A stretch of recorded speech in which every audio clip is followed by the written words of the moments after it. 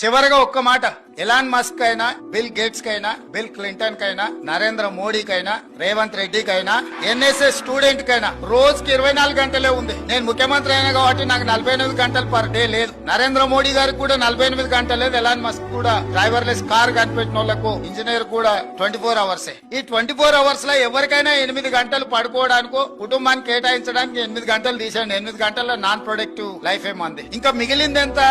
16 hours. ఈ 16 గంటల్ని ఏ vertical కింద మీ life ను డిజైన్ చేస్తారో, డిఫైన్ చేస్తారో, ఫోకస్ చేస్తారో, ఆ 16 గంటలలో మీరు చేసే పనిని బట్టి మీరు ఒబామా కావచ్చు, మీరు బిల్ గేట్స్ కావచ్చు, బిల్ క్లింటన్ కావచ్చు, నరేంద్ర మోడీ కావచ్చు, రేవంత్ రెడ్డి కావచ్చు, లేకపోతే జితేందర్ శ్రీనివాస్ రెడ్డి కావచ్చు.